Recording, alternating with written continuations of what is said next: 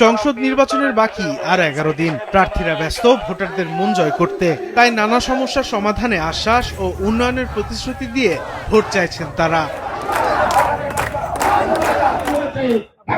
সকালে ঠাকুরগাঁও সদরের নিমবাড়ি এলাকায় নিজ আসনে পথসভা করেন বিএনপির মহাসচিব মির্জা ফখরুল ইসলাম আলমগীর। এটি তার জীবনের শেষ নির্বাচন উল্লেখ করে সবার কাছে ভোট প্রার্থনা করেন তিনি।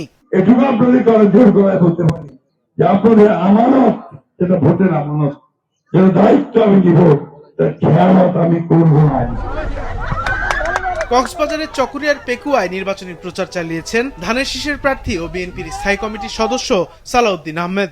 আপনারা দয়া করে ধানের শীষে ভোট দিলে এইবার বাংলাদেশে এমন একটা শক্তিশালী গণতান্ত্রিক ব্যবস্থা প্রতিষ্ঠিত হবে যাতে আর কোনোদিন আমাদের ভোটাধিকার আর কেউ হরণ করতে পারবে না। নোয়াখালীর বেগমগঞ্জের নাজিরপুরে উঠান বৈঠক করেছেন ওই এলাকার বিএনপির প্রার্থী বরকতুল্লাহ বুলু।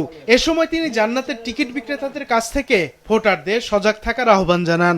দাঁড়িপাল্লায় ভোট দিলে নাই বেচতে যাবে,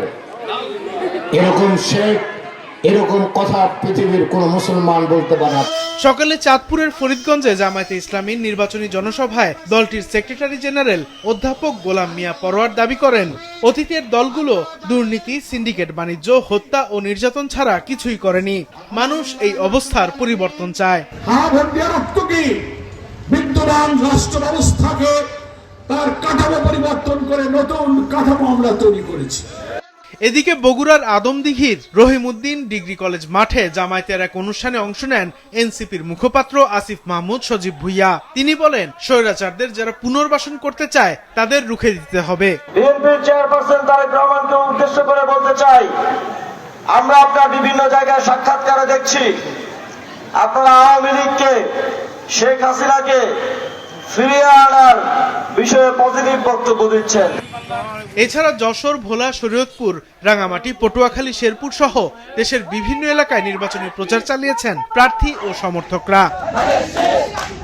সাদেকুর রহমান সিদ্দিকী, মাছরাঙা, নিউজ ডেস্ক।